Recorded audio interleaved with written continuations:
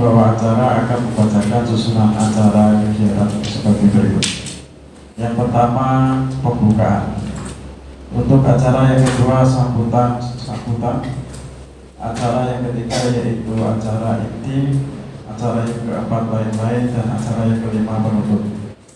Adapun memasuki acara pertama yaitu pembukaan, mari kita buka acara ini dengan membaca basmalah bersama. Bismillahirrahmanirrahim. Masuk kepada acara yang kedua yaitu sambutan, yang mana pada acara hari ini hanya ada satu sambutan, yaitu dari beliau Bapak Kepala Sekolah SMK Negeri 1 Rembang yang akan disampaikan oleh Bapak Gatot Raharjo. Kepada beliau waktu dan tempat kami persilakan.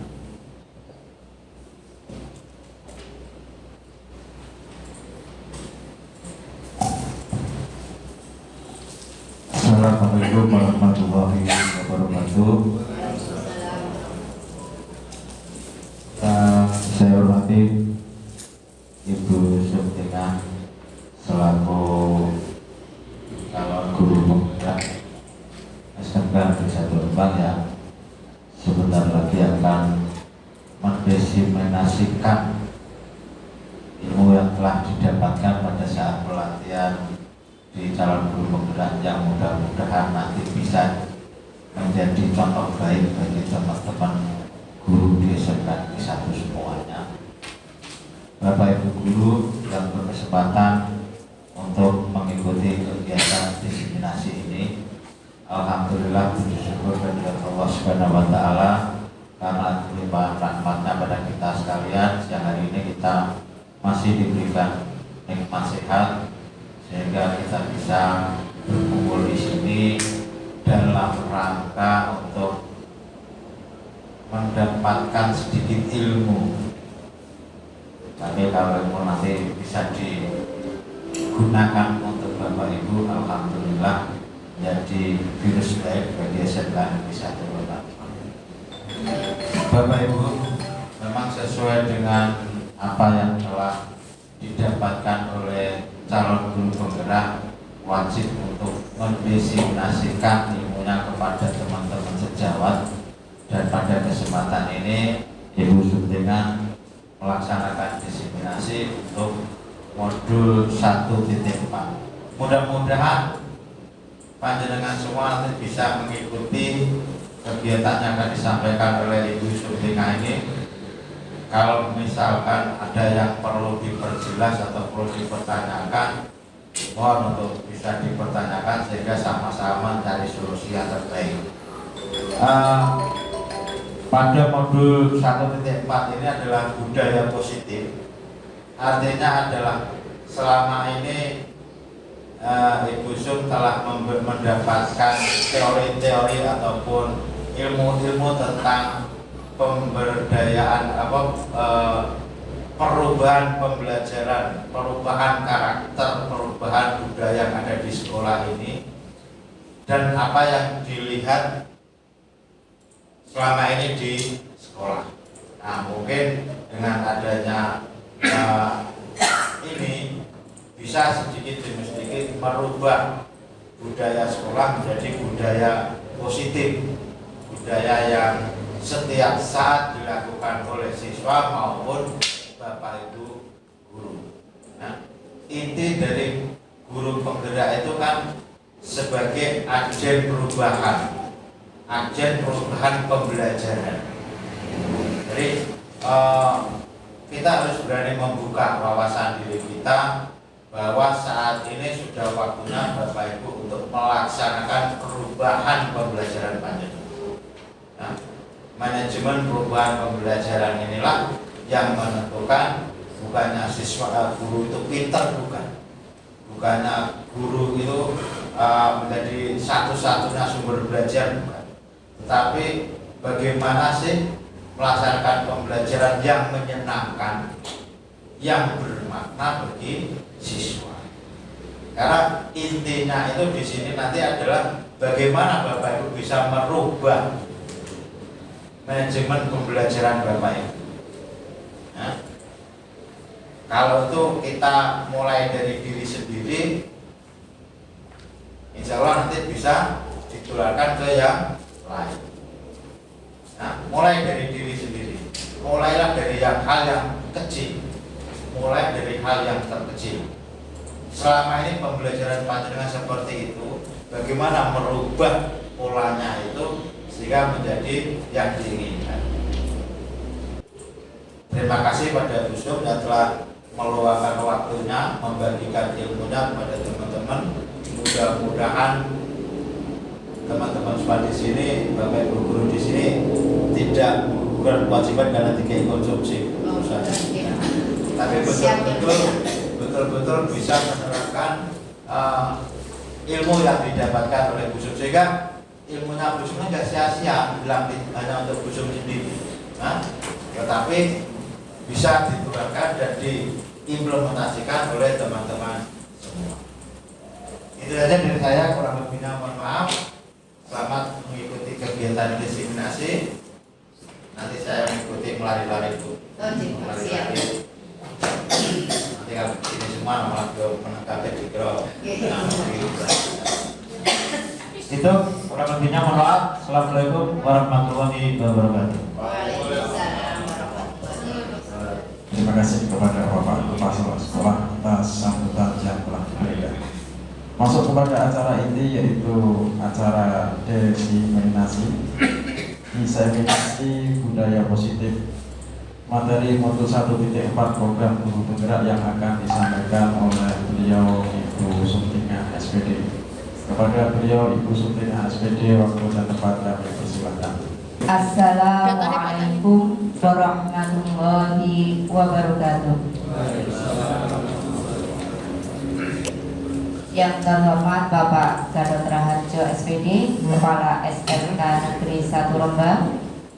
Yang kami hormati Bapak Ibu dari tim kesiswaan, Bapak Ibu tim STP 2K, dan juga Bapak Ibu tim BK SMK Negeri 1 Rembang. Pertama-tama, marilah kita panjatkan puji syukur atas kehadiran Allah Subhanahu wa Ta'ala, bahwa pada siang hari ini alhamdulillahirabbil alamin kita bisa berkumpul di ruang Gadot Kaca dalam rangka diseminasi pengibasan materi program guru penggerak, terutama di modul 1.4, yaitu tentang budaya positif. Sholawat serta salam selalu kita haturkan kepada junjungan Nabi Agung Muhammad Shallallahu Alaihi Wasallam yang selalu kita nanti-nantikan syafaatnya di yaumil akhir nanti. Bapak Ibu yang kami hormati, mohon izin bahwa pada siang hari ini kami mengundang Bapak Ibu untuk mengikuti kegiatan diseminasi. Bukan berarti kami menggurui Bapak Ibu, tetapi sekali lagi kami mendapatkan tugas. Yang utama adalah mendapatkan tugas dalam program pendidikan guru penggerak ini. Salah satu tugasnya yaitu harus melakukan diseminasi. Nah, nantinya setelah kegiatan ini, ya, kita semuanya bisa menerapkan di sekolah.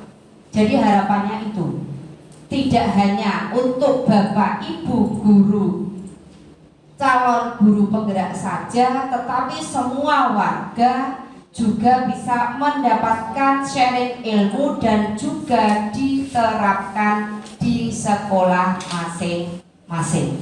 Nah, perlu Bapak Ibu ketahui dan saya sampaikan di sini, sebenarnya kami di program guru penggerak selaku calon guru penggerak itu harus mempelajari 3 paket modul, dan ini adalah salah satu paket modul yang pertama. Jadi masih ada paket modul kedua dan paket modul ketiga, dan di paket modul 1 ini ya kami diberikan materi 4. Yang pertama yaitu tentang filosofi Ki Hajar Dewantara, kemudian nilai dan peran guru penggerak, yang ketiga visi guru penggerak, dan yang keempat adalah budaya positif. Nah, yang wajib didesiminasikan saat ini di modul 1 adalah budaya positif. Jadi kami mempelajari masing-masing modul itu dengan menggunakan alur belajar merdeka. Alur belajar merdeka itu apa? Yaitu mulai dari diri sendiri. Ya, M yang pertama di situ merdeka, M adalah mulai dari diri. Kemudian yang kedua E. E di sini adalah eksplorasi konsep. Kemudian R-nya adalah ruang kolaborasi.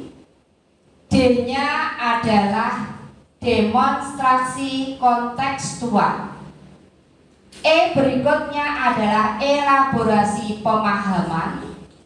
Kemudian K-nya koneksi antar materi, dan yang A di situ adalah aksi nyata. Nah, diseminasi yang saya lakukan di sini adalah salah satu bentuk aksi nyata di modul 1.4, yaitu budaya positif. Jadi 1.1 juga ada aksi nyatanya, 1.2 ada, 1.3-nya juga ada, cuma bentuknya berbeda-beda. Yang wajib didesiminasikan kepada minimal 10 orang adalah yang budaya positif. Nah, ini sekadar tambahan pengetahuan buat Bapak Ibu guru semuanya, dan nanti mungkin bisa diterapkan di kelas, ya, bahwa di dalam materi filosofi Ki Hajar Dewantara kita ditekankan bahwa di dalam pendidikan itu sebenarnya kita tidak diperbolehkan untuk menuntut siswa. Sekali lagi, kalau dulu, ya, teacher based learning, semua pembelajaran tergantung pada guru. Abang ijone siswa tergantung pada guru. Tapi di konsep saat ini di kurikulum merdeka bahwa pendidikan tujuannya adalah menuntut. Apa yang dituntut? Yaitu kodrat yang dimiliki oleh anak, bahwa anak lahir itu sudah memiliki potensi yang harus dituntut dikembangkan, sehingga nantinya anak bisa menjadi dirinya sendiri dan juga sebagai anggota masyarakat. Ya, asas yang dipakai apa? Yaitu trikon, kontinuitas, konvergen, dan konsentris. Dan kita juga harus menganut semboyan yang didengar-dengungkan yang disampaikan oleh Bapak Pendidikan Nasional, yaitu ingat sosung tulodo, ing madya mangun karso, dan tutpuri handayani. Dan selanjutnya di modul 2 kami diajari tentang nilai dan peran guru penggerak. Jadi guru penggerak diharapkan itu punya nilai-nilai kebajikan. Satu, yang pertama yaitu berpihak pada murid. Yang kedua bisa mandiri, kolaboratif, reflektif, dan inovatif. Itu nilai yang harus dimiliki oleh guru penggerak, dan nantinya semua Bapak Ibu guru diharapkan juga jadi guru penggerak. Tidak hanya yang saat ini itu berempat, enggak, tapi semuanya nanti, ya, akan ikut yang namanya program guru penggerak. Selanjutnya peran guru penggerak apa? Yaitu salah satunya menjadi pemimpin pembelajaran. Makanya di modul-modul berikutnya kalau saya baca nanti ada pembelajaran yang namanya diferensiasi. Jadi bagaimana kita pembelajaran di kelas, nanti kita juga akan diberikan modul tentang itu. Kita memahami karakteristik anak, tidak dicampur aduk, tidak digebyah uyah, dianggap samanda, tapi kita harus paham karakteristik siswa kita masing-masing. Selain itu peran guru penggerak yaitu mendorong kolaborasi. Nah, seperti ini adalah kolaborasi. Kami kerjasama dengan teman-teman semuanya. baik itu dengan teman sejawat atau mungkin dengan lingkungan masyarakat atau pihak-pihak terkait lainnya. Kemudian berikutnya mewujudkan kepemimpinan murid. Anak-anak kita latih bagaimana menjadi murid-murid yang mandiri, yang bertanggung jawab, termasuk juga menggerakkan komunitas praktisi.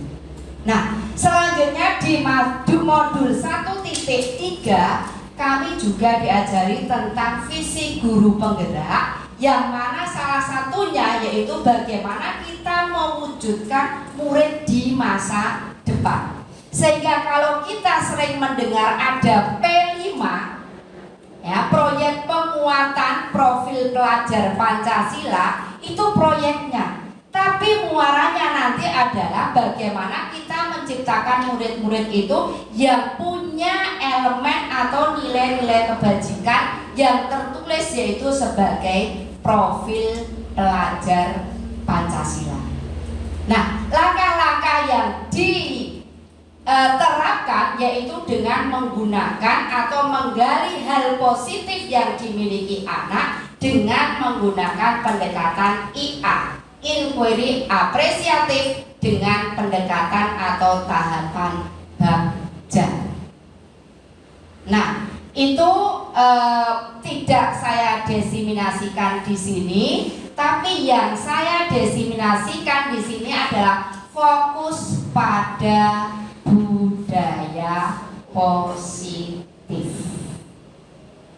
Nah, sebelum kami sampai pada apa sih yang dimaksud budaya positif dalam modul pendidikan guru penggerak ini, nah, saya berikan latar belakang, saya bacakan yang ada di Standar Pendidikan Nasional, bahwa dalam rangka menciptakan lingkungan yang positif, maka setiap warga sekolah dan pemangku kepentingan perlu saling mendukung, menghayati, dan menerapkan nilai-nilai kebajikan yang telah disepakati bersama, termasuk aturan-aturan tata tertib yang sudah kita buat. Itu harus disepakati bersama, saling mendukung, ya, kita terapkan.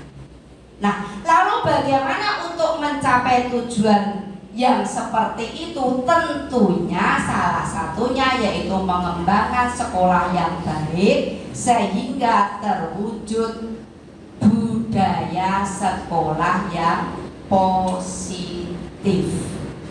Apa sih budaya positif yang kita terapkan di sekolah? Ya, bahwa budaya positif adalah nilai-nilai, keyakinan, kebiasaan baik yang diterapkan di sekolah dan berpihak pada murid, sehingga murid dapat berkembang menjadi pribadi yang kritis, mandiri, penuh hormat, dan bertanggung jawab. Jadi sekali lagi di sini yang diutamakan adalah murid. Makanya kurikulum saat ini yang dipakai adalah kurikulum merdeka, merdeka belajar, dan juga merdeka mengajar. Semuanya harus berpusat pada peserta didik. Kita selaku pendidik menuntut, bukan menuntut. Kita melayani, bukan minta dilayani.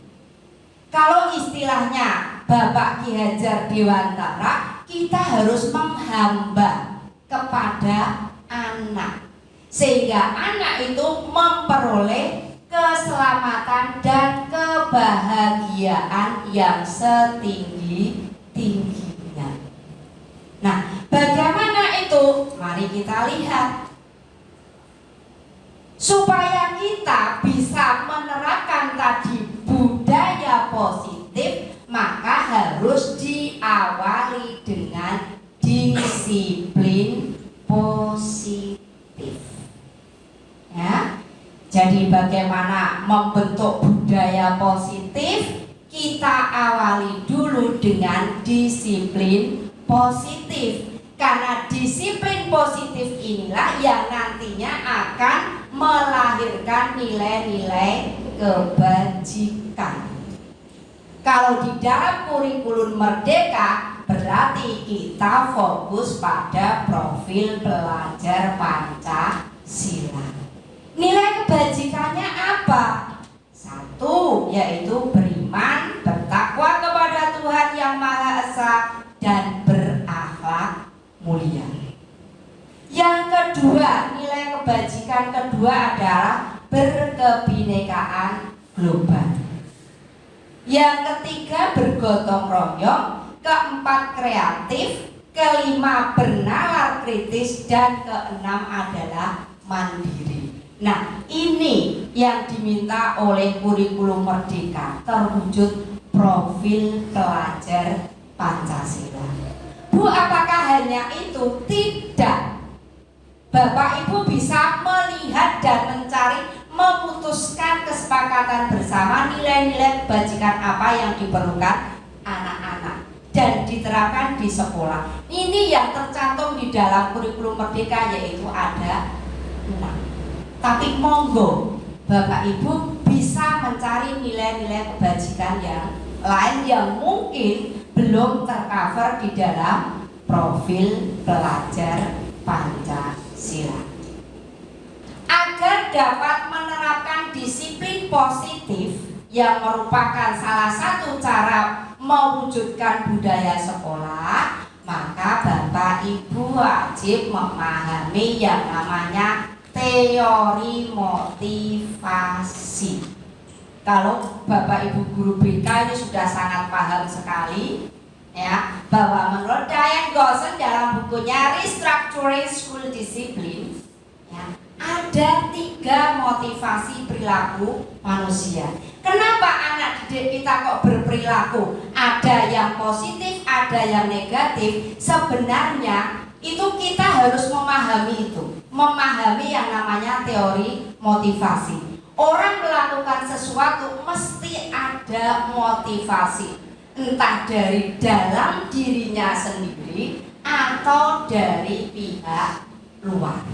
Nah, nantinya anak-anak itu kita arahkan bahwa dia melakukan sesuatu itu tidak karena dorongan eksternal, tapi dorongan dari dalam, gitu. Sehingga kalau saya katakan di sini bahwa ada 3 motivasi perilaku manusia. Yang pertama yaitu untuk menghindari ketidaknyamanan. Dia berbuat sesuatu karena untuk menghindari hukuman. Saya taat peraturan sekolah ben rak dihukum Pak Simon, ben ora dihukum karo busuk. Berarti dia melakukan sesuatu bukan karena dorongan internal, tapi takut kalau dihukum. Atau mungkin yang kedua, anak melakukan sesuatu karena ingin mendapatkan imbalan atau penghargaan dari orang lain. Aku taat tata tertib ben dikasih hadiah sama Bu Dia. Saya tak hormat sama busung biar dikasih hadiah sama busung. Nah, itu adalah dorongan tapi masih eksternal. Harapannya ya, anak-anak itu timbul motivasi dari dalam. Dia melakukan sesuatu yang baik itu untuk menjadi orang yang diinginkan dan menghargai dirinya sendiri dengan nilai-nilai yang mereka percaya. Contoh, misalkan saja ada peraturan sekolah. Ya. Kenapa peraturan sekolah dibuat? Masuk mulai jam 7. Nah, itu kan peraturan. Kalau dia melakukan sesuatu, saya tak berangkat pagi cak, ben rak telat ben ora dihukum Pak Simon. Nah, berarti sebenarnya peraturan itu belum masuk ke dalam dirinya. Suatu saat dia akan terlambat. Karena dia belum memahami, oh itu adalah nilai positif. Kalau saya itu masuk jam 7, memang kita dilatih untuk punya keyakinan bahwa kita harus disiplin.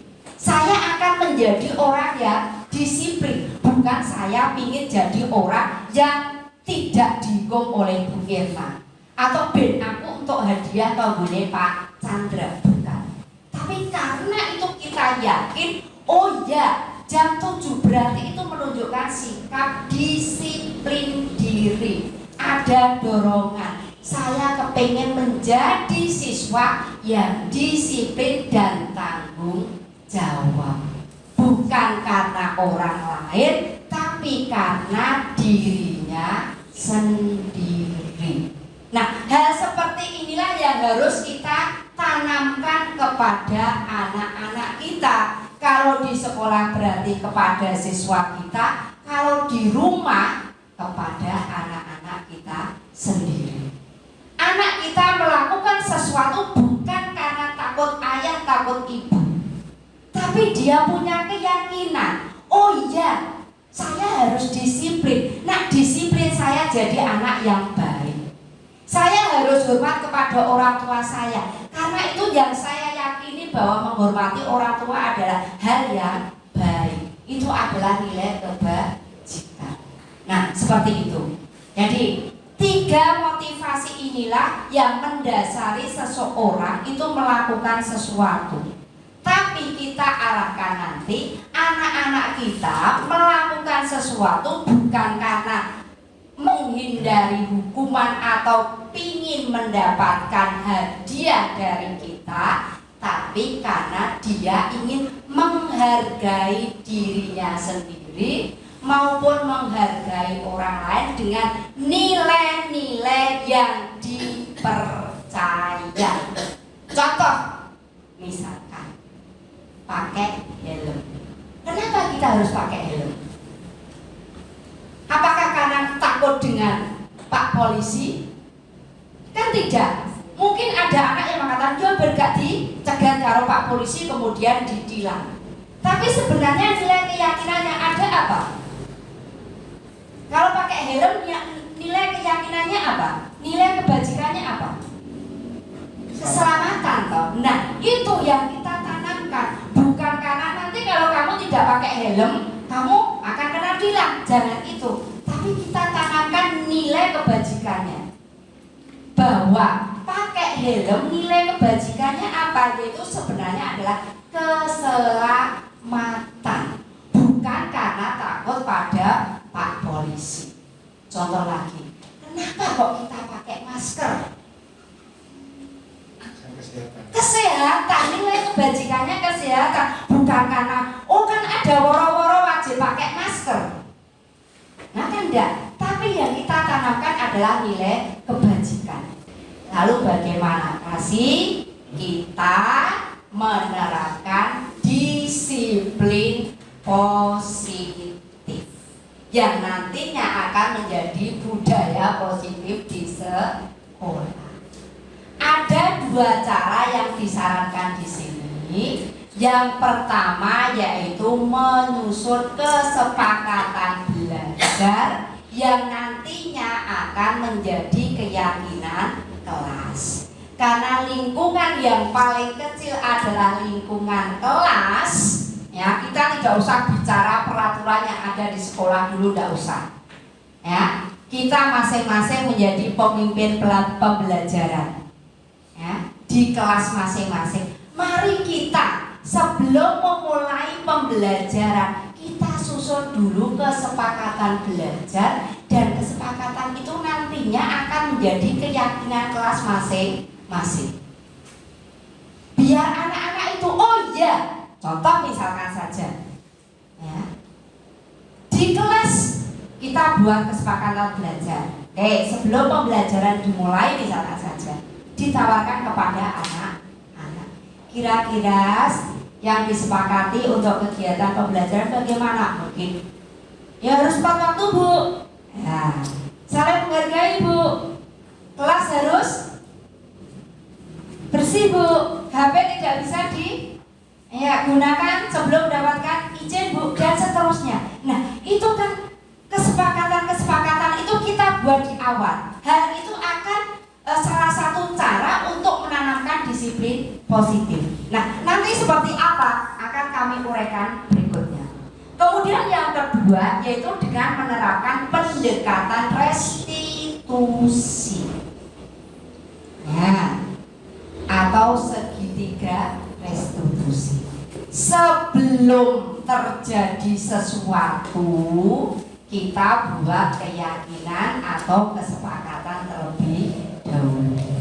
Tapi di dalam perjalanan waktu kok terjadi perilaku yang negatif, maka kita penanganannya menggunakan pendekatan restitusi.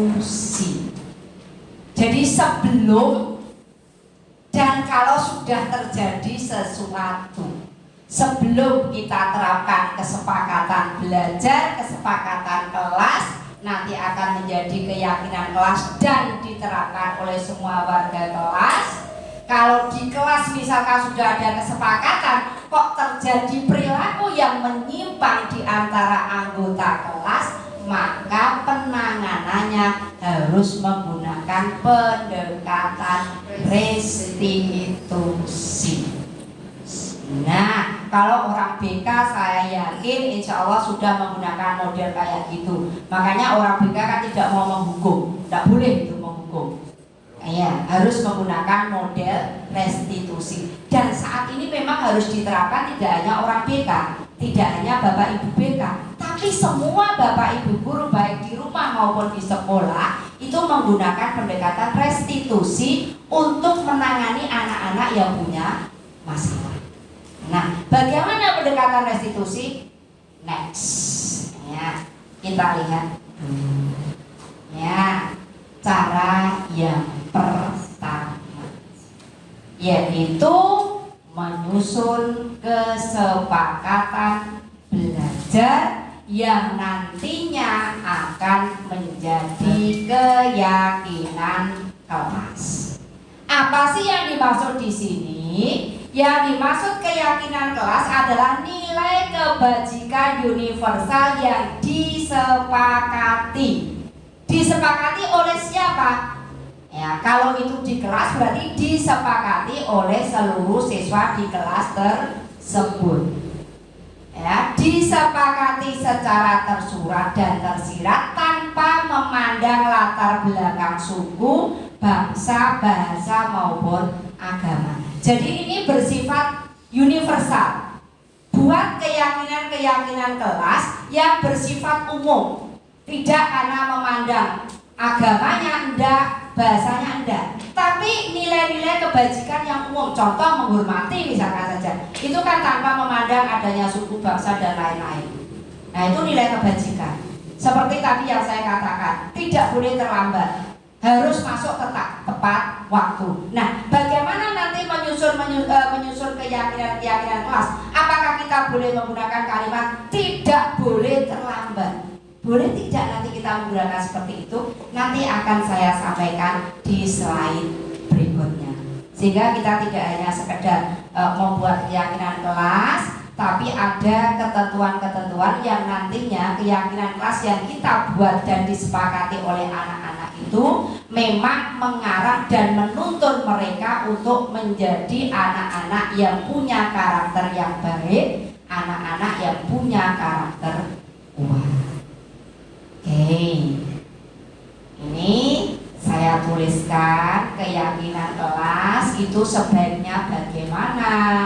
Satu, yaitu yang berupa pernyataan universal, pernyataan umum, berlaku untuk semua warga di situ.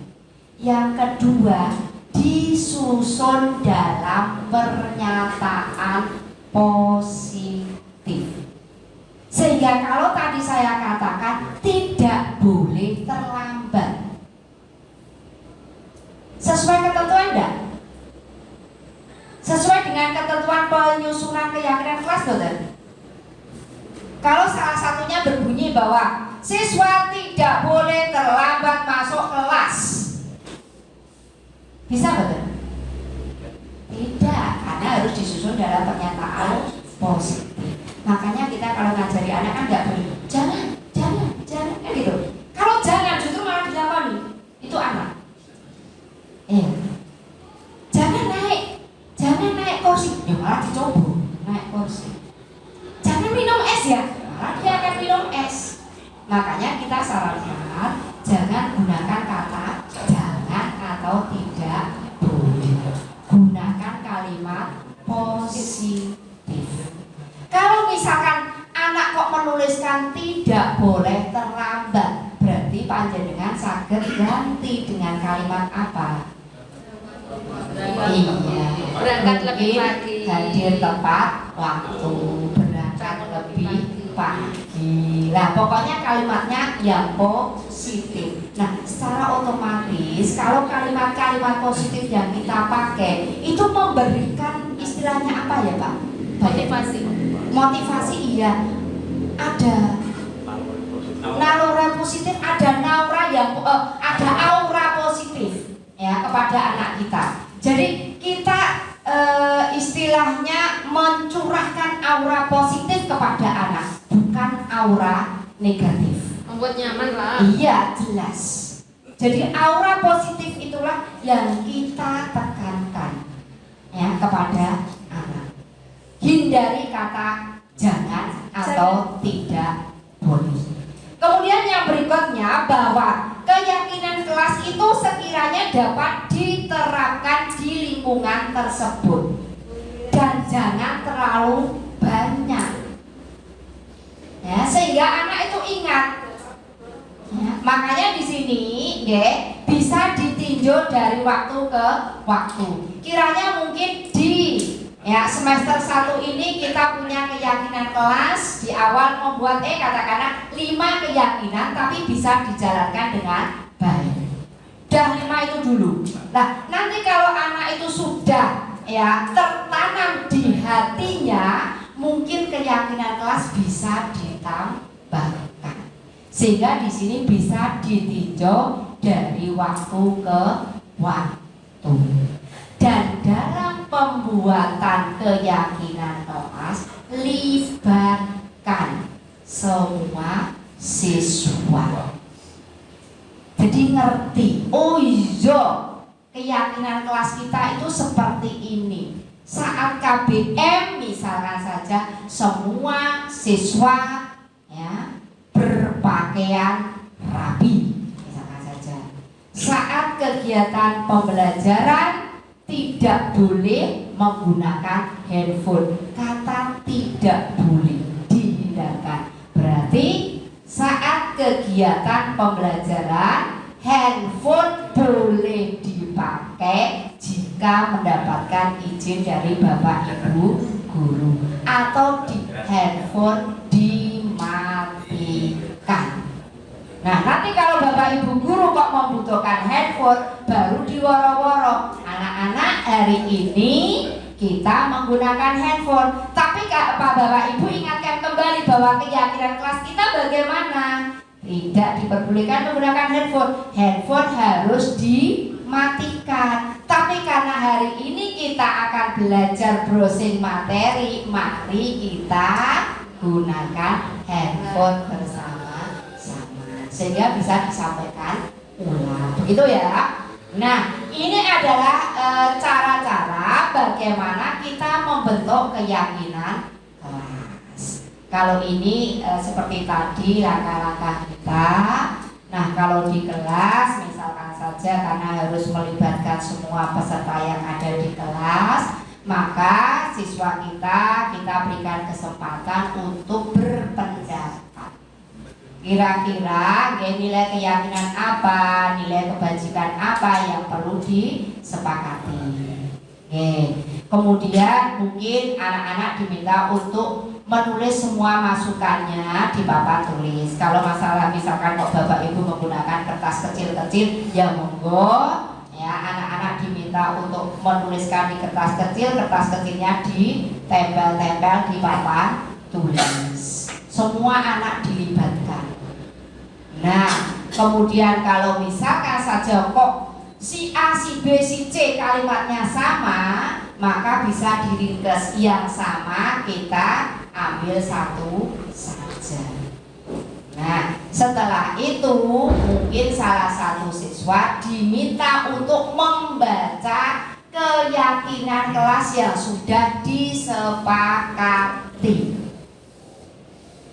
Ya, setelah membaca, alangkah baiknya kalau semua anak diminta untuk menyetujui. Bisa jadi mereka diminta tanda tangan atau mungkin ditawarkan secara lisan. Apakah kita sepakati, kita setujui bersama yang sudah dibacakan oleh teman kamu tadi? Kalau oke, silakan. Kalau mungkin masih ada usulan, ada revisi, ya dibenahi bareng-bareng. Nah, kalau sudah oke, sudah sepakat atau bahkan ditandatangani, keyakinan kelas itu kita tempel di kelas masing-masing. Karena ini kita guru mata pelajaran dan moving kelas, ya mungkin setiap kali di awal pembelajaran kita ingatkan kembali. Kalau di guru SD, guru SMP atau mungkin SMA, katakanlah Bapak Ibu wali kelas bisa membuat keyakinan kelas tempel tengok-tengok, kepenak itu. Tapi kalau kita kan moving kelas, katakanlah saya tempel di lab, bisa jadi nanti kelas lain pakai objek-objek, apalagi kalau di ruang kelas, karena jam pertama kelas A, jam kedua kelas B, jam ketiga kelas C, dan itu bukan merupakan keyakinan kelas saya. Gak cocok, sehingga kita selaku guru yang moving dari ruang A ke ruang B, masing-masing guru mapel membuat keyakinan kelas pada mata pelajaran masing-masing. Insya Allah kalau Bapak Ibu itu bermula dari situ, ya, bermula dari kesepakatan belajar, kemudian kita bentuk keyakinan, tidak ada anak-anak yang nyeleneh. Ya, kalau ada anak-anak yang nyeleneh itu mudah kita mengingatkan. Halo, kemarin gimana keyakinan kelas kita? Boleh enggak? Ya, celebang-celebung menggunakan kalimat yang tidak sopan, yang tidak santun. Nah, kita mudah. Atau mungkin anak disuruh membaca lagi. Wes tak simpan. Saya berencana nanti untuk keyakinan kelas bahasa Inggris itu tak gawe, tak simpan. Setiap kali saya mau mengajar, ya tak tayang. Kilo keyakinan kelasmu. Nah gitu. Sehingga anak ingat, ini sudah anak-anak itu kelas 10 itu sudah mulai kan, oh yo keyakinan kelas saya ini, keyakinan kelas saya seperti ini. Itu sudah mulai. Ya. Jadi monggo ya Bapak Ibu semuanya, berupayalah memulai dari pembentukan keyakinan kelas, dimulai dari kesepakatan belajar di masing-masing mata pelajaran. Oke, nah ini beberapa contoh untuk keyakinan kelas. Misalkan saja, setiap anggota kelas harus belajar dengan sungguh-sungguh. Setiap anggota kelas harus saling menghormati dan menghargai. Setiap anggota kelas harus menjaga kebersihan. Setiap anggota kelas harus berkomitmen terhadap setiap tugas. Setiap anggota kelas harus merasa aman, nyaman, dan senang. Nah, pada saat saya mengajar kok kondisi kelas misalkan saja kotor banget, saya hanya mengingatkan anak-anak, kesepakatan kita gimana? Kelas bersih Bu, kan gitu. Yo, karena belum bersih, ya berarti kan kamu belum sesuai dengan keyakinan kelas kamu. Nah, apa yang akan kamu lakukan? Nah, anak-anak yang kelas 10 di kelas itu terlangsung, oh iya Bu, nyapu Bu, nyapu Bu. Nah, sudah seperti itu. Jadi sudah mulai timbul walaupun belum semuanya, karena kita baru mulai. Ya, monggo lah Bapak Ibu mulai dari situ, tidak harus dipaksakan, tapi mungkin sedikit demi sedikit, insya Allah itu anak melakukan sesuatu bukan karena kita paksa atau mengharapkan hadiah, bukan, tapi karena dia kepingin menjadi dirinya sendiri, menghormati dirinya sendiri dan juga orang lain.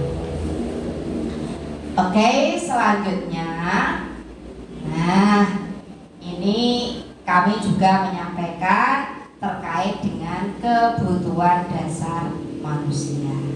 Nah, keyakinan kelas itu, nah tadi kan harus mendapatkan kesepakatan dari siswa, dari kelas. Kalau itu kesepakatan kelas, kalau lingkup sekolah berarti harus mendapatkan kesepakatan dari warga kelas. Nah, yang sudah kita lakukan kemarin, ya kita dalam penyusunan tata tertib itu kan belum melibatkan siswa. Nah, seharusnya itu melibatkan minimal perwakilan dari siswa. Kalau kemarin kan jadi hanya perwakilan dari guru BK, dari Kakom, dari WKS, tapi tanpa melibatkan perwakilan dari siswa. Nah, kedepannya mari kita revisi bareng-bareng bahwa peraturan yang kita buat itu juga harus mendapatkan kesepakatan juga dari siswa, sehingga siswa itu melakukan sesuatu sudah tahu arahnya kemana, dia cocok tidak, nyaman tidak, sesuai dengan kebutuhan dasarnya enggak. Nah, ini saya sampaikan bahwa dalam teorinya, ya, kalau di BK itu ada bahwa ada 5 kebutuhan dasar manusia. Jadi orang itu melakukan sesuatu, ya, ingin memenuhi kebutuhan dasarnya. Yang pertama adalah kebutuhan bertahan hidup.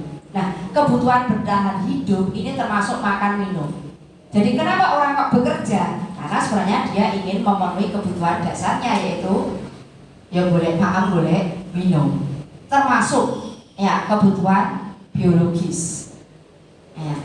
Kenapa? Nah, karena itu merupakan salah satu kebutuhan dasar. Kalau itu tidak terpenuhi, maka dia akan melakukan perilaku yang menyimpang. Yang kedua yaitu kebutuhan akan kasih sayang dan rasa diterima. Ya, anak-anak mungkin kok semrawut di kelas, caper. Mungkin dia sebenarnya adalah ingin memenuhi kebutuhan dasarnya, yaitu ingin mendapatkan kasih sayang dan rasa diterima. Ya, caper biasanya anak-anak itu. Ada yang udah kayak gitu. Mungkin di rumah dia kurang perhatian. Nah, untuk memenuhi kebutuhan dasarnya, karena itu memang ya layaknya manusia ya punya kebutuhan akan diterima, akan mendapatkan kasih sayang. Kalau dia tidak mendapatkan kasih sayang, dia akan melakukan perilaku yang menyimpang. Nah, yang berikutnya adalah kebutuhan akan pengakuan atau penguasaan. Orang butuh itu. Kalau dia tidak terpenuhi kebutuhan ini, dia akan selalu melakukan kegiatan-kegiatan ben piye carane dia itu kekuatannya, kekuasaannya diakui oleh orang lain. Kalau enggak, ya dia akan melakukan perilaku yang menyimpang. Karena itu memang dia butuh yang namanya kebutuhan pengakuan, penguasaan. Contoh misalkan saja Bu Erna, ya, saya kasih contoh Bu Erna. Bu Erna dia punya kemampuan untuk berdakwah. Nah, kita ya harus memberikan apresiasi kepada Bu Erna karena Bu Erna itu butuh itu, gitu loh. Itu hanya contoh. Kalau tidak kita akui ya kemampuan Bu Erna berdakwah, maka bisa jadi Bu Erna melakukan hal yang kurang baik, kan seperti itu Bu Erna. Ya, atau mungkin saya sendiri, atau mungkin Pak Effendi, mungkin Pak Chandra. Jadi semua orang itu punya yang namanya kebutuhan akan penguasaan, akan pengakuan terhadap kemampuannya dia. Sehingga kita orang yang di luar, mari kita fasilitasi kebutuhan-kebutuhan yang ada pada masing-masing personil. Kita pahami itu. Oh iya, di Agus ya melakukan hal yang kurang baik. Oh berarti ini butuh kasih sayang. Oh ini butuh pengakuan. Termasuk kebebasan. Kenapa anak-anak mungkin kok melayu-melayu? Mungkin sebenarnya dia itu punya kebutuhan dasar yaitu kebebasan. Tapi tugas guru apa? Tetap harus menuntun, harus mengarahkan, harus membimbing, bukan menuntun. Nah, kemudian Kemudian yang terakhir yaitu kebutuhan akan rasa senang. Kenapa kok Pak Chandra kok senang mendengarkan musik? Karena dia ingin memenuhi kebutuhan dasarnya itu mendapatkan rasa senang. Kenapa kok jalan-jalan ke sana, jalan-jalan ke sini? Ayo rekreasi, ayo. Ya sebenarnya memang manusia itu punya kebutuhan itu untuk mendapatkan rasa senang. Nah, tidak tercukupi, tidak terpenuhi, maka akan melakukan perilaku yang tidak sesuai atau dikatakan perilaku yang menyimpang. Iya, begitulah termasuk anak-anak kita. Iya, karena sebenarnya dia butuh apa? Ingin memenuhi kebutuhan rasa kasih sayang. Anak-anak ingin pensi bu, sebenarnya apa? Iya, karena dia sebenarnya adalah butuh yang namanya rasa senang. Sehingga kurikulum merdeka dengan P5 itu kan semuanya difasilitasi. Ya toh? Itu tujuannya juga untuk memenuhi kebutuhan dasar anak-anak. Yo suatu saat ini yo dijak jalan-jalan. Suatu saat yo dikasih kebebasan untuk pembelajaran tidak hanya di kelas, tapi kan survei di masyarakat, di dunia industri. Ben ora dikekang nenggone kelas terus. Oh, dia bisa bebas. Tapi bebasnya bukan berarti terus bebas leluasa, tidak. Tetap kita selaku pendidik harus mengontrol, harus memantau, harus menuntun mereka ke arah yang lebih baik. Oke, selanjutnya, nah ini mengapa kok Busung kok cenderung di tim STB 2K, di BK. Nah ini kayaknya kita akan bergerak langsung ya menangani anak. Dan kita harapannya itu bisa ya tidak hanya menghukum, tapi bisa istilahnya melakukan kontrol diri lah. Ya, karena nanti ada yang namanya teori kontrol, nanti Bapak Ibu bisa mersani saya ini harus seperti apa, sehingga jangan sampai nanti terjadi miss di antara kita. Kita semuanya tetaplah menginginkan anak itu menjadi lebih baik, karakternya lebih kuat. Cuma bagaimana cara-cara kita, karena yang jelas bahwa hukuman itu sebenarnya adalah sangat berdampak, ya, sangat berdampak kepada anak. Siswa akan tersakiti, siswa akan merasa tidak nyaman, tidak hanya waktu dekat, tapi akan terbawa di waktu yang akan datang. Sehingga kita harapannya jangan menghukum. Ya, apa yang akan kita lakukan? Kita beri restitusi. Kemudian akan muncul perilaku pasif agresifnya itu semakin meningkat. Bocah loncat pagar, nak dihukum, ternyata malah nantang. Pak Fendi itu yang sudah sering. Ya. Lalu apa yang harus kita lakukan? Kita coba nanti menerapkan dengan sistem restitusi. Perubahannya kalau opo jajan. Ya. Kita kan menangani siswa. Kita sambil jalan bukan berarti kok kita tidak boleh menghukum, enggak. Tapi kita coba nanti memposisikan kita, ya. Tidak hanya sebagai penghukum, ya kita situasional, tapi kita sebagai posisi manajer. Ya, harapannya kita bisa melakukan restitusi. Sementara ini yang kita lakukan kebanyakan kita, termasuk saya sendiri, kan saya bersifat penghukum, ya loh, dan pemantau. Kalau pemantau berarti konsekuensi. Kalau agak mematuhi aturan ini, kamu akan mendapatkan skor. Ya itu ya sudah baik. Yang tidak diperbolehkan ya sebenarnya adalah menghukum. Tapi kita itu kan ya sebenarnya jarang menghukum. Tapi kita sebagai pemantau menyesuaikan dengan skor-skor yang sudah kita sepakati bersama. Tapi ini ada cara yang lebih bagus lagi, yaitu dengan penerapan restitusi.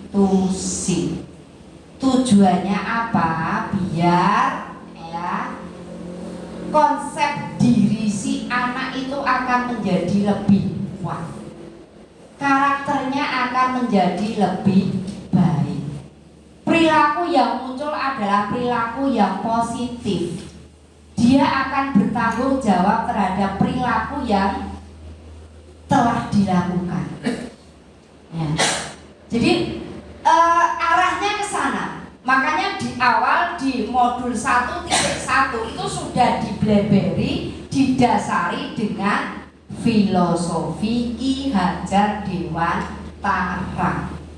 Ya, bahwa pendidikan bukan menuntut, tapi pendidikan adalah menuntut kodrat yang ada pada anak, sehingga anak mendapatkan kebahagiaan dan keselamatan setinggi-tingginya, baik sebagai individu maupun sebagai anggota masyarakat. Kita pendidik harus ingat sosong tulodo ing madya mangun karso dan tutwuri handayani. Oke, next. Ini cara yang kedua, ya. Nanti untuk tanya jawabnya menyusul ya, kalau ada pertanyaan, ya, di lain-lain. Oke. Lanjut cara yang kedua, cara untuk membentuk disiplin yang positif yaitu dengan menerapkan pendekatan restitusi. Apa sih itu pendekatan restitusi?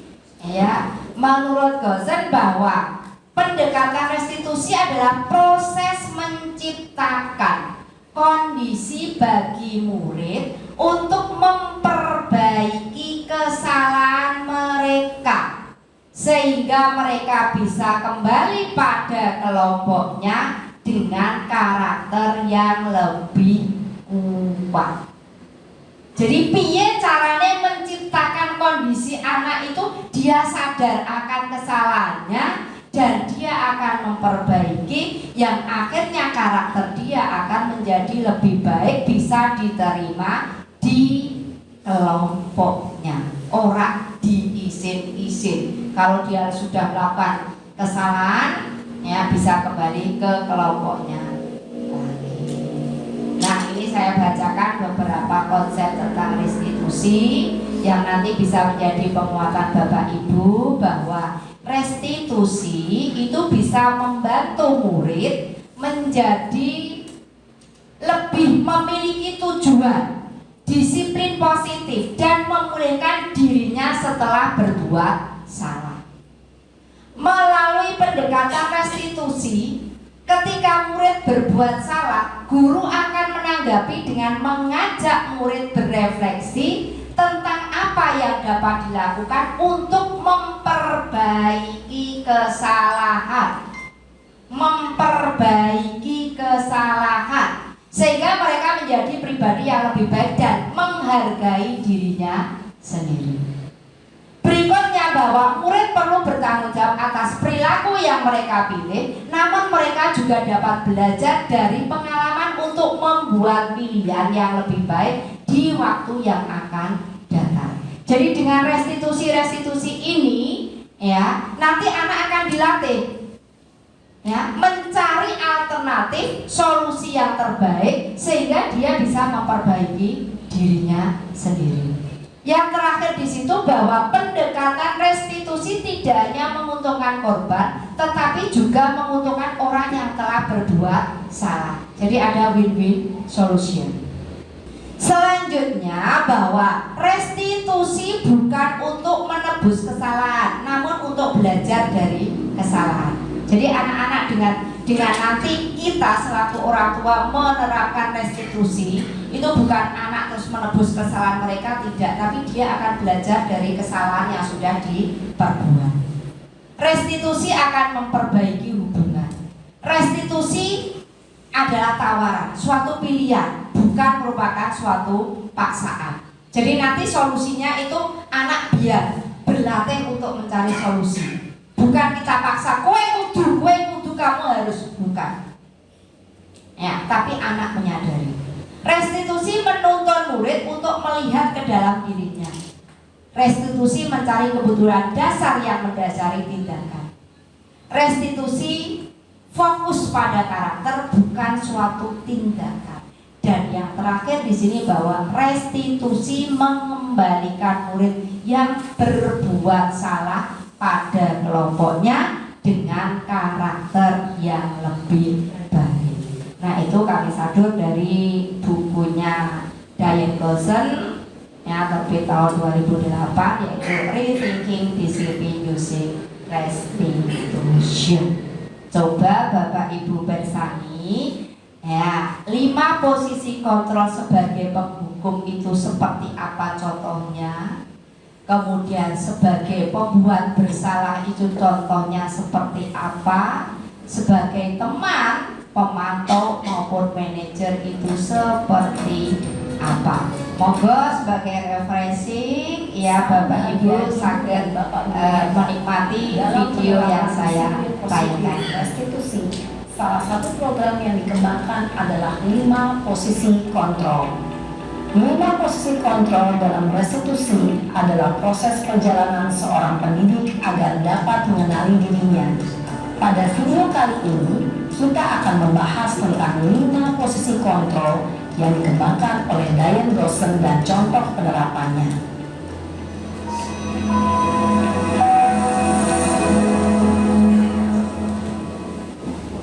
Lima posisi kontrol itu adalah 1.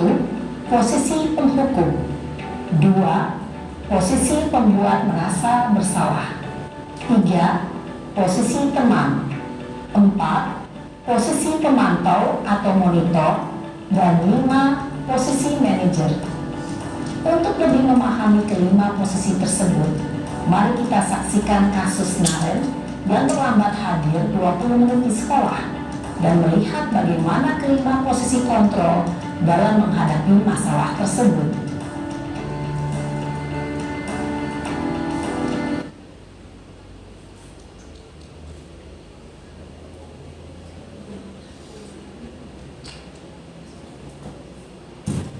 Oke, sambil menunggu ya proses videonya berjalan. Jadi di situ ada 5 posisi kontrol sebagai penghukum, pembuat merasa bersalah, sebagai teman, sebagai pemantau, dan sebagai manajer.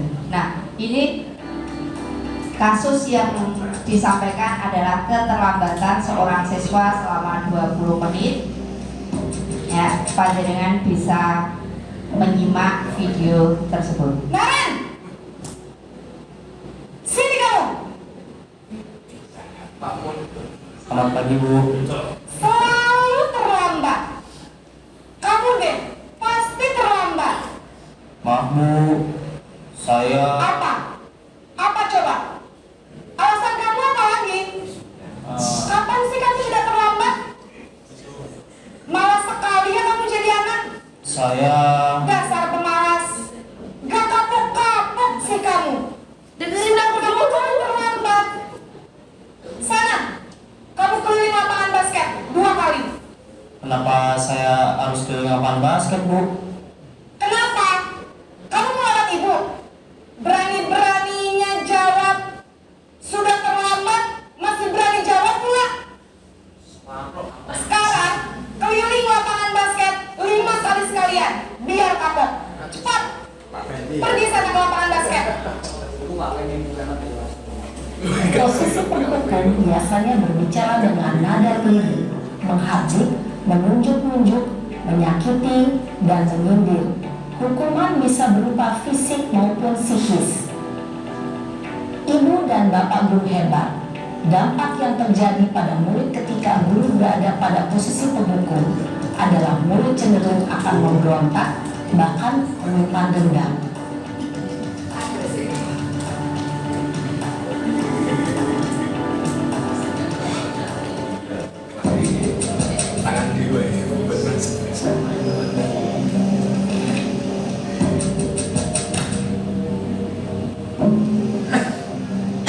Naren!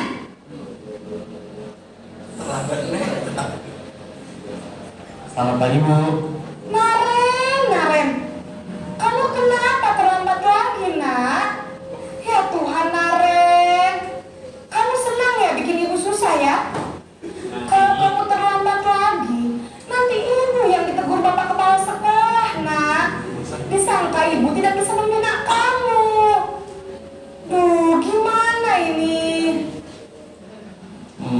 Maaf Bu. Bu Gusti Naren, kamu suka ya kalau ibu ditegur bapak kepala sekolah? Terus, sekarang ibu harus tulis apa ini di buku absen?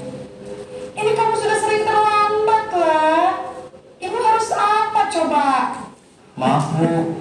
Maaf sekali. Ya sudah, lain kali jangan bikin ibu susah lagi ya nak ya. Ibu tidak akan kuat lagi kalau kamu begini terus. Bisa jantungan kalau ibu ditegur bapak kepala sekolah. Sana cepat ke kelas. Maaf ya Bu. Maaf sekali. Posisi pembuat rasa bersalah berbicara dengan nada tenang, cenderung lembut.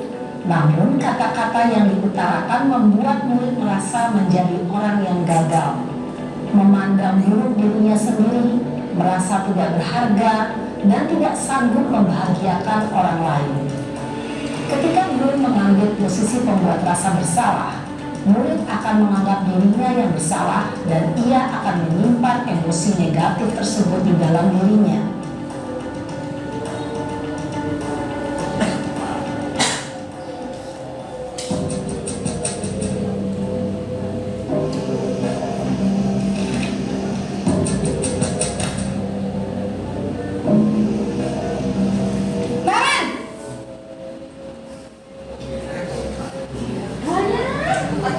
Selamat pagi Bu. Wah, sudah jam berapa ini nak? Terlambat lagi ya sayang. Iya Bu. Habis ibu saya ngomongkan saya Bu. Kamu malah menyalahkan ibu kamu. Kamu bukannya anak yang larinya paling kencang. Kok terlambat sih? Iya Bu. Saya memang terlambat banget tadi. Jadi biarpun saya lari kencang, tetap gak kekejar Bu. Ya sudah sana. Nanti lain kali larinya lebih kencang lagi ya. Biar gak terlambat lagi. Bikin seneng ibu. Demi ibu. Bisa kan? Bisa lah Bu. Ya sudah sana masuk kelas. Ibu beresin urusan absen kamu. Kamu ini ada-ada saja. Dalam posisi teman, guru berbicara dengan nada suara ramah, akrab, cenderung bersenda gurau untuk menjaga suasana tetap santai. Murid akan merasa senang, aman, dan akrab dengan guru. Identitas yang tercipta adalah identitas sukses atau berhasil. Namun, perlu diingat, karena ini masih dorongan eksternal, maka ada faktor ketergantungan dari murid kepada orang tertentu. Di sini guru absennya, sehingga di lain waktu murid bisa berperilaku baik, namun hanya kepada orang-orang tertentu saja.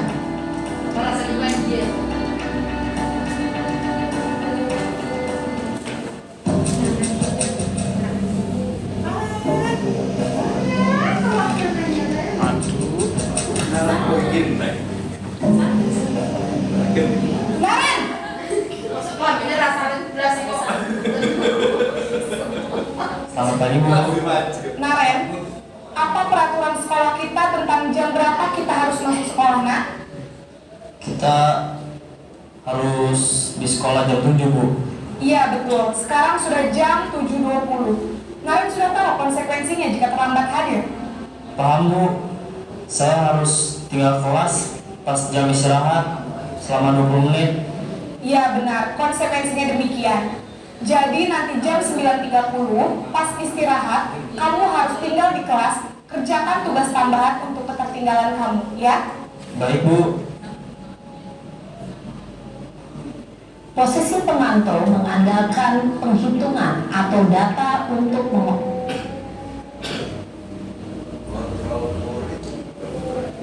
Itu jadi masuk menghukum juga ya Pak? Itu contohnya masuk menghukum juga. Yang mulu.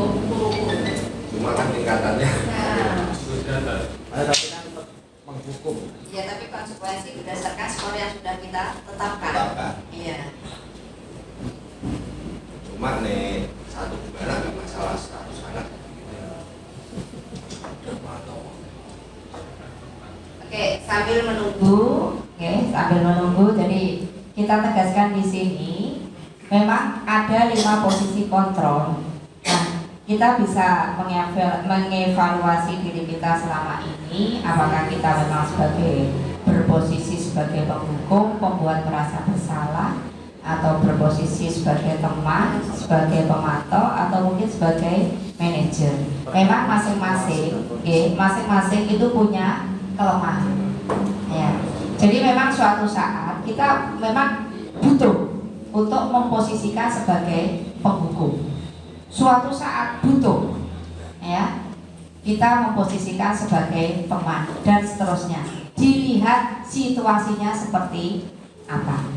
Tapi nanti yang disarankan di sini, gitu, adalah kita bisa memposisikan sebagai manajer, karena itu dampak positifnya lebih banyak dibanding dengan posisi kontrol yang lainnya. Bukan berarti panjenengan tidak boleh memposisikan sebagai penghukum, bukan.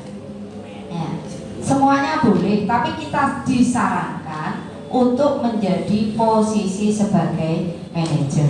Kenapa kok alangkah baiknya kita tidak sebagai penghukum? Karena kalau penghukum itu dampaknya seperti dikatakan tadi, ya toh.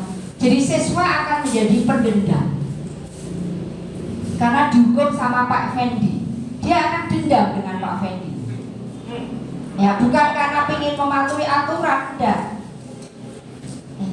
Atau mungkin Pak Chandra, saya dihukum Pak Chandra, dia dendam dengan Pak Chandra. Piro nak dendam dengan Pak Chandra saja. Seandainya semua Bapak Ibu guru didendami, ya, gitu loh.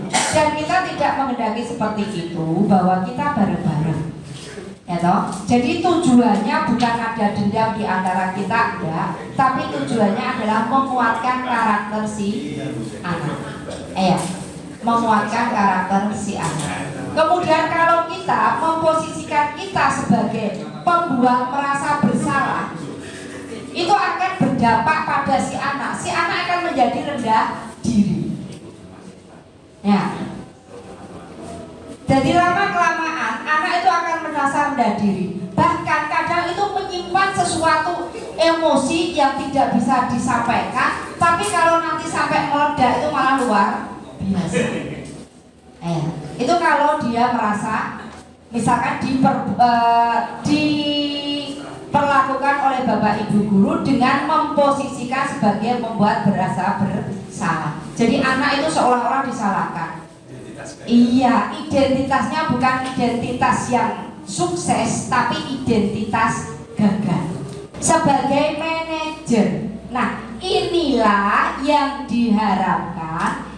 Yang namanya manajer itu apa? Kan mengelola loh, sebagai pengelola. Nah, anak yang melakukan kesalahan, pelanggaran, maka kita ajak berpikir. Dia melakukan sesuatu pelanggaran itu mungkin karena dia itu ingin memenuhi kebutuhan dasarnya. Sehingga kalau anak itu menyampaikan alasannya, menyampaikan alasan, ya kita dengarkan dulu. Sebenarnya alasannya apa? Kita dengarkan itu. Jangan terus seperti tadi. Nah, sudah terlambat malah berani. Nah, dan seterusnya. Nah, itu jangan. Jadi kita dengarkan, anak melakukan misalkan saja yang saya restitusi kemarin, saya ambil contoh ya, dengan anak yang menjebol pagar di dekat musola itu, ya. Saya tanya, ternyata dia kepingin jajan di luar, ya toh? Dia ingin jajan di luar. Berarti sebenarnya dia ingin memenuhi kebutuhan dasarnya apa? Makan. Iya. Kebutuhan yang mana itu? Kebutuhan bertahan hidup. Kita dengarkan itu anak. Tetapi setelah kita dengarkan, ya, kita stabilkan identitasnya, baru kita tanya, kita kembalikan lagi keyakinannya seperti apa. Baru kita ajak, anak-anak sekarang kita ajak berpikir. Ini sudah sampai sini ya? Posisi pemantau. Oke, jadi nanti kita ajak berpikir, panjenengan bisa melihat sebagai posisi manajer. Murid berdasarkan peraturan dan konsekuensi. Seorang pemantau menunjukkan bahasa tubuh dan ekspresi wajah yang datar dan cenderung formal. Nah ini monggo panjenengan persani untuk yang posisi manajer. Apa yang dilakukan?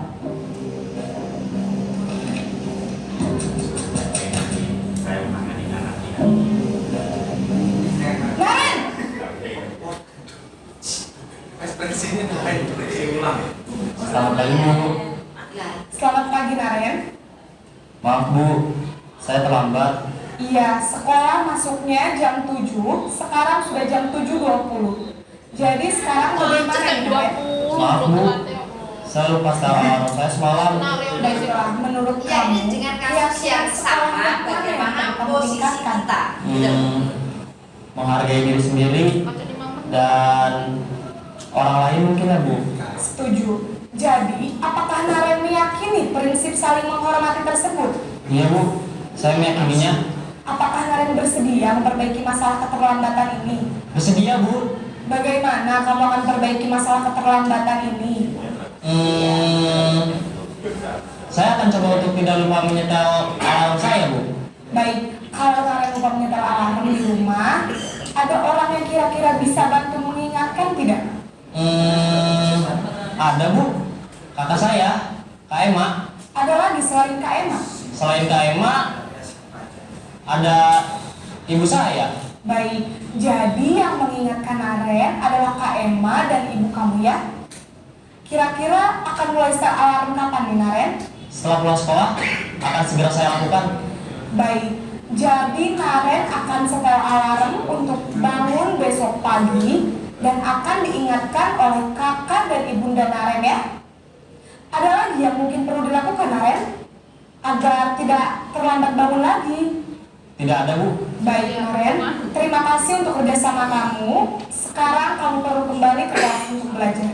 Baik Bu, terima kasih.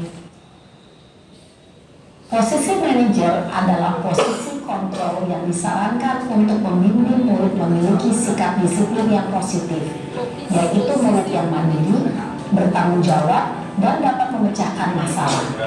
Tujuan dari posisi ini adalah agar murid dapat berefleksi atas tindakannya.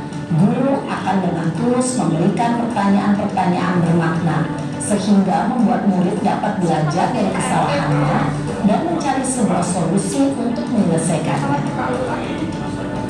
Ibu dan Bapak guru hebat, setelah mengamati adegan kelima posisi kontrol tadi, kira-kira posisi mana yang paling ideal?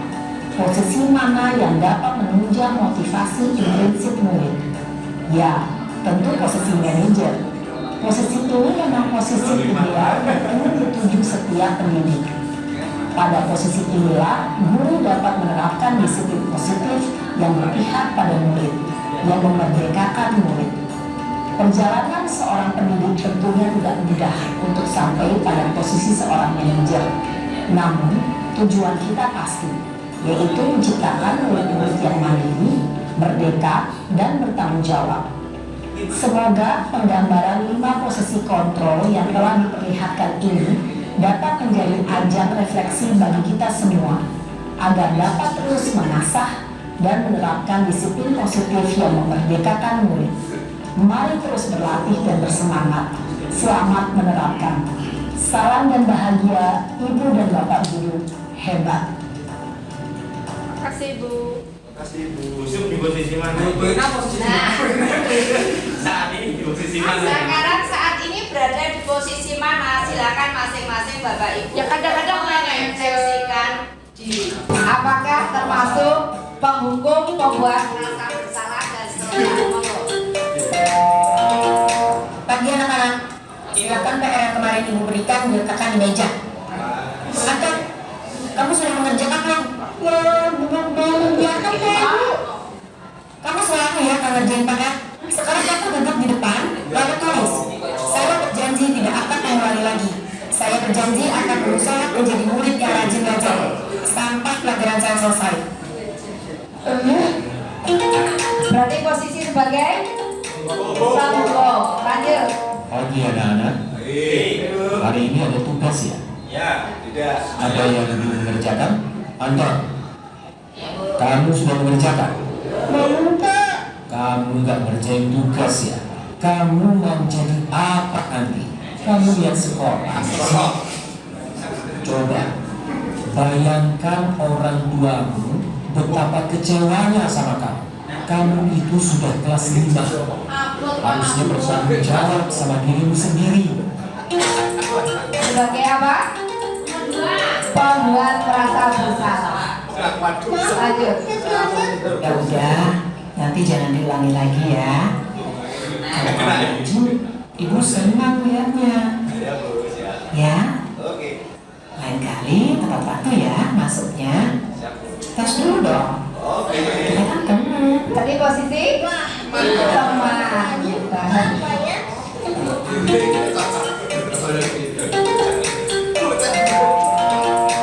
Kamu kan nggak pakai baju olahraga? Bapak catat, kamu sudah 3 kali loh nggak ikut olahraga bulan ini. Iya, Pak. Udah 3 kali berarti saya dapat sanksi, Pak. Sebagai apa? Pemantau. Ini, Bu, saya mengumpulkan tugas. Maaf ya, Bu, saya terlambat mengumpulkan tugas. Kenapa kamu terlambat mengumpulkan tugas?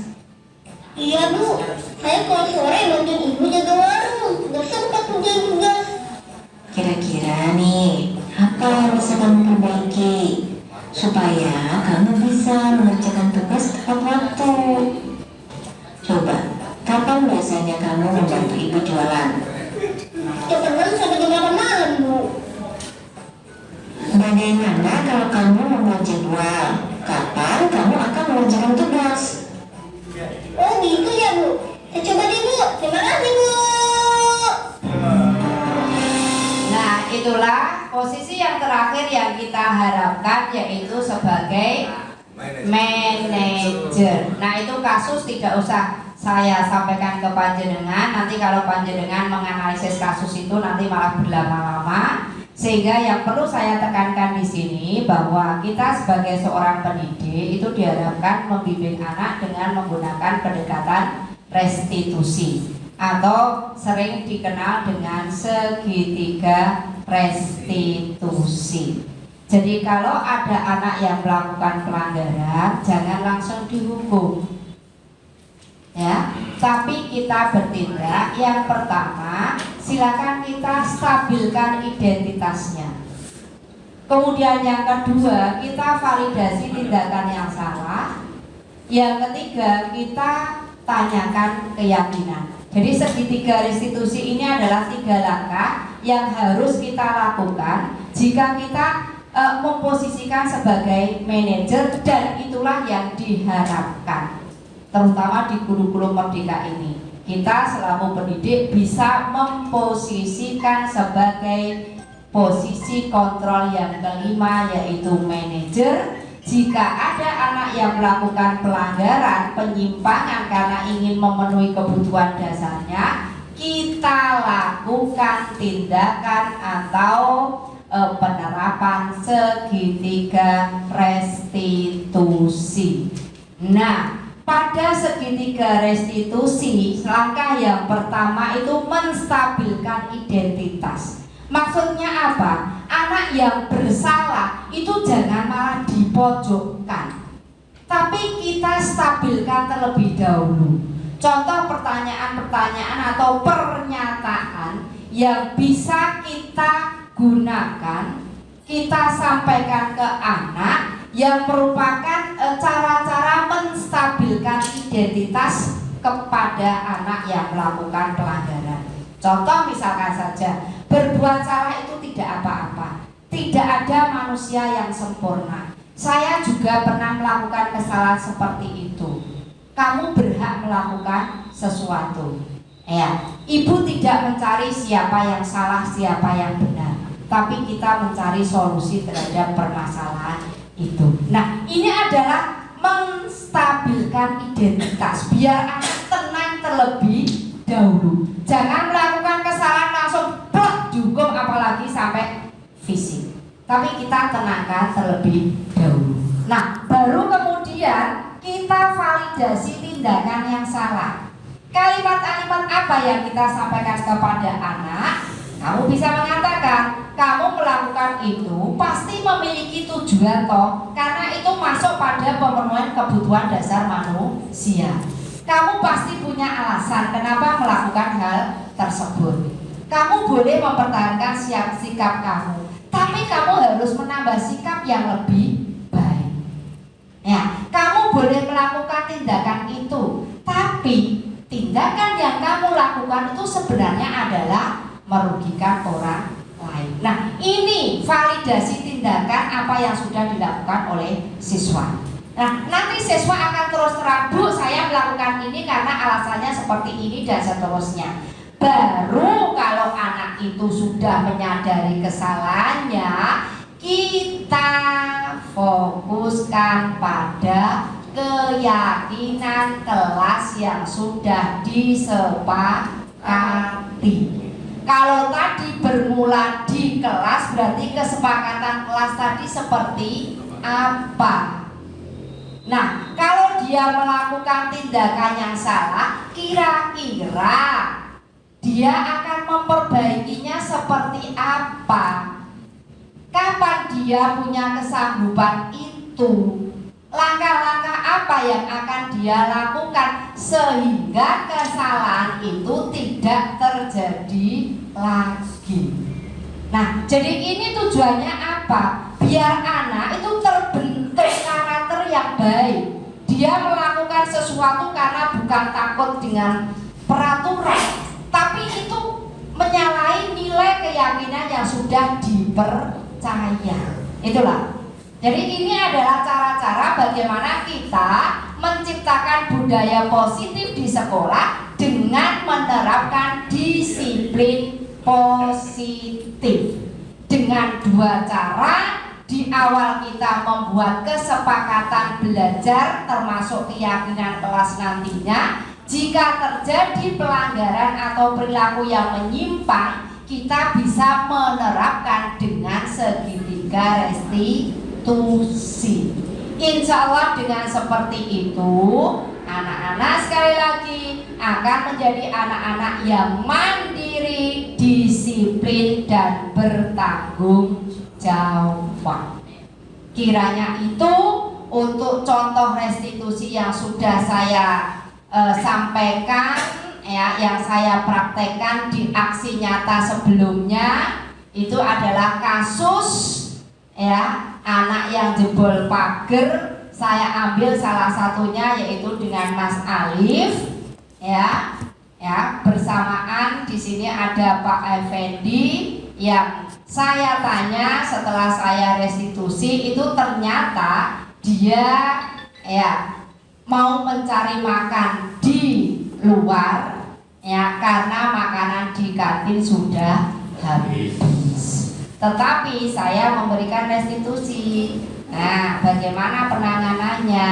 Apa alternatifnya kepada anak tersebut? Apakah harus jajan di luar? Kan tidak. Mungkin di lain waktu dia akan membawa bekal dari rumah. Nah, itu merupakan alternatif yang disampaikan oleh anak, sehingga anak akan terkesan sendiri. Oh ya, kalau saya melakukan seperti itu tidak bisa.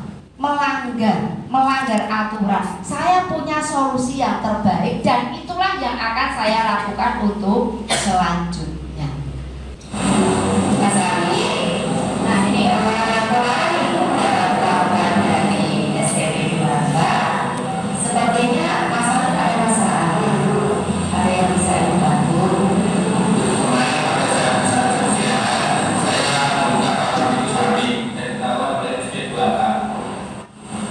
Kira-kira menurut Mas Ali, apakah yang Mas Ali lakukan itu benar?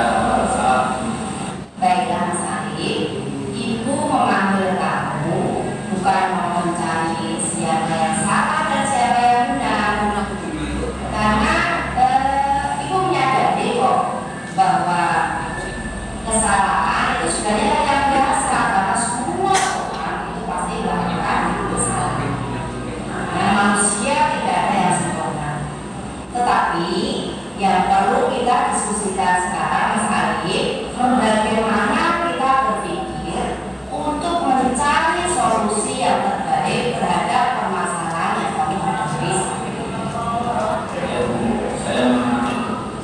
Baiklah Ali, Ibu percaya kamu melepas kapal itu samping itu pasti punya alasan tertentu, ya kan?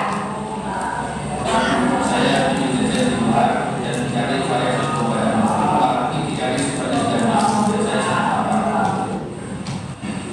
Untuk Mas Ali hanya melepas kapal pintu, seandainya rumah pagar, membayangkan diri Mas Ali sendiri, ya kan? Hari-hari saya Baiklah Mas Ali, mari sekarang kita mengingat kembali keyakinan keras dan juga keyakinan sekolah kita. Apakah Mas Ali masih ingat tentang keyakinan sekolah kita? yang ada di sini dan bertanggung jawab. Ada lagi Mas? Betul, di dalam sekolah pada saat saya sekolah dan tidak bisa fasilitas dari tidak sekolah. Terus Mas Ali mengingat dengan baik keyakinan sekolah kita. Lalu ketika Mas Ali melepas pintu samping, apakah sudah menunjukkan perilaku menjaga, merawat barang milik sekolah? Ya, tidak. Lalu ketika Mas Ali mencoba untuk mengeluarkan jam-jam sekolah, apakah itu juga sudah sesuai dengan keyakinan sekolah kita? Juga tidak. Lalu apa yang akan Mas Ali lakukan selanjutnya? Apakah Mas Ali bersedia untuk memperbaikinya? Dan saya bersedia untuk memperbaiki perilaku saya. Saya akan jajan di kantin atau membawa bekal sendiri dari rumah. Saya tidak akan merusak barang milik pribadi sendiri dan orang lain termasuk barang milik sekolah. Bagus Ali, itulah yang Ibu harapkan. Lalu kapan Mas Ali akan mulai memperbaiki perilakunya? Dan dari sekarang saya juga akan mengajak teman-teman untuk menjalankan keyakinan kelas dan keyakinan sekolah yang sudah dipastikan bersama-sama. Pak Mas Ali, terus tenang. Terima kasih banyak ya atas kerjasamanya. Semoga Mas Ali menjadi anak-anak yang disiplin, mandiri, dan bertanggung jawab. Tidak akan merusak barang milik sendiri, apalagi barang milik sekolah. Siap ya Mas Ali ya? Siap. Baik Mas Ali, karena ini masih pelajaran, sekarang Mas Ali boleh kembali ke kelas melanjutkan pelajaran. Nanti kamu sama teman kelasnya ya. Terima kasih atas saran dan nasihatnya.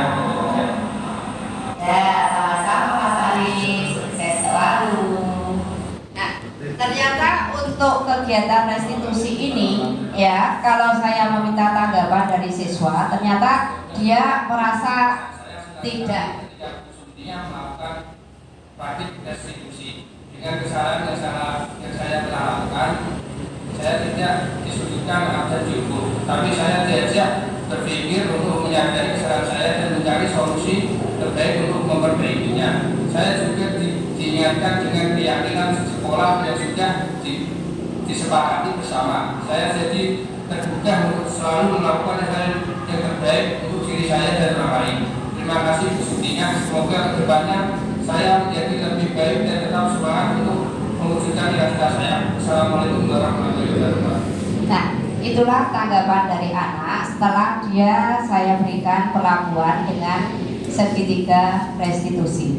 Jadi anak merasa senang karena apa? Dia melakukan kesalahan, tapi dia tidak dipojokkan terlebih dahulu, tapi diajak berpikir. Kenapa dia melakukan hal tersebut? Kemudian dia juga menemukan solusi yang terbaik.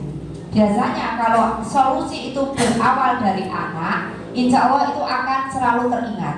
Beda kalau kita yang memberikan solusinya. Walaupun kita selaku orang tua itu yang mengarahkan mereka. Jika solusi-solusi yang disampaikan oleh anak sekiranya kok kurang pas, maka sekali lagi kita sebagai pendidik marilah kita arahkan, kita bimbing mereka sehingga anak-anak kita menjadi anak-anak yang disiplin, anak-anak yang mandiri, dan anak-anak yang bertanggung jawab.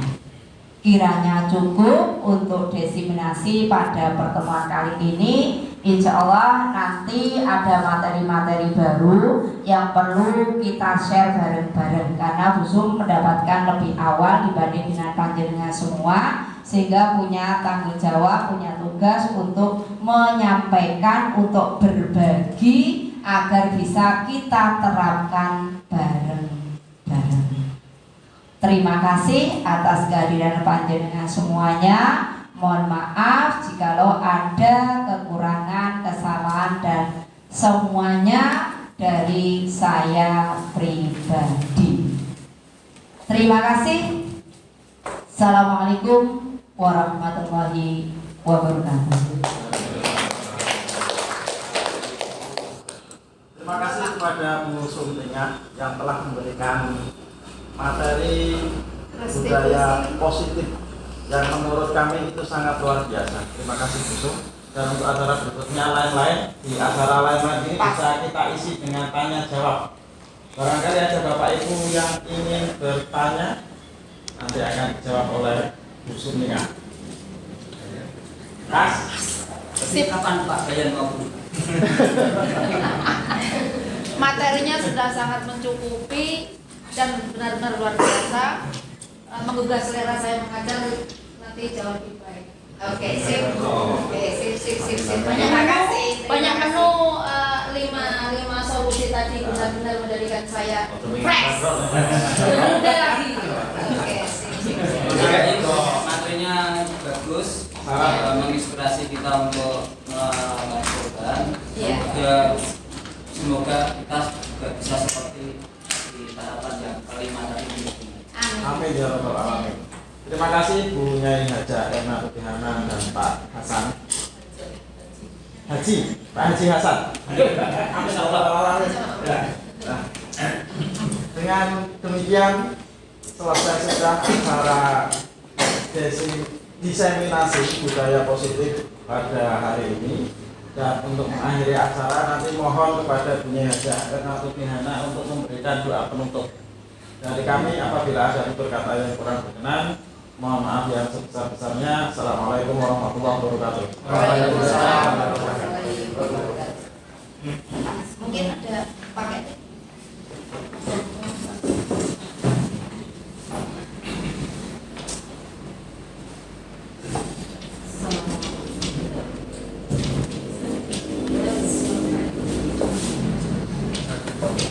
Assalamualaikum warahmatullahi wabarakatuh. Bapak Ibu calon-calon pengajar yang dirahmati, calon-calon pengajar yang akan mempraktekkan ilmu yang baru saja kita pelajari tadi, semoga kita mendapatkan kemudahan dan ilmu yang bermanfaat. A'udzubillahi minasyaitonirrajim. Bismillahirrahmanirrahim. Alhamdulillahirabbil alamin, hamdasy syakirin, hamdan na'imin, hamdan yafi ni'amahu wa yukafi'u mazidah. Ya Rabbana lakal hamdu kama yanbaghi li jalalika wajhika wa 'azimi sultanik. Allahumma shalli 'ala sayyidina Muhammad al-Fatihi lima ughliqa wal khatimi lima sabaq, nasiril haqqi bil haqq wal hadi ila siratikal mustaqim wa ala alihi wa sahbihi haqqa qadrihi wa miqdaril azim.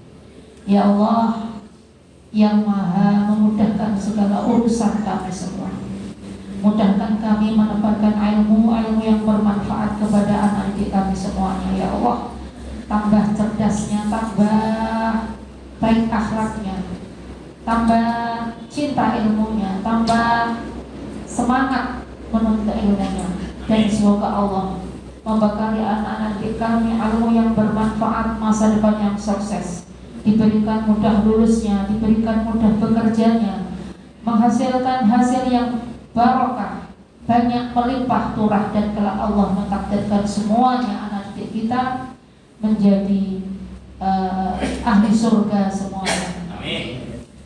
Rabbana atina fid dunya hasanah wa fil akhirati hasanah wa qina adzabannar ya Allah. Hanya kemuliaan, kebahagiaan, kesuksesan, keselamatan di dunia dan di akhirat yang kami harapkan ya Allah. Baik kami selaku pendidik maupun kepada anak didik kami semua, dzurriyyah kami semua, keluarga kami semua ya Allah. Berikan karunia dunia hasanah wa fil akhirati hasanah wa qina adzabannar wa qina adzabannar wa qina adzabannar. Rabbana waj'alna muslimin laka wa min dzurriyyatina ummatan muslimatan lak wa arina manasikana wa tub 'alaina innaka antat tawwabur rahim. Rabbi ij'alni muqimas sholati wa min dzurriyyati rabbana wa taqabbal du'a. Rabbana ighfirli wa liwalidayya wa lil mu'minina yawma yaqumul hisab. Rabbi auzi'ni an ashkura ni'mataka allati an'amta 'alayya wa 'ala walidayya wa an a'mala shalihan tardahu wa aslih li fi dhurriyyati inni tubtu ilaika wa inni minal muslimin. Rabbana hab lana min azwajina wa dhurriyyatina qurrata a'yun waj'alna lil muttaqina imama. Ya Allah, ya Rabb, kabulkan hajat kami di sore hari ini. Subhana rabbika rabbil izzati amma yasifun. Wassalamun alal mursalin. Walhamdulillahi rabbil alamin. Al-Fatihah.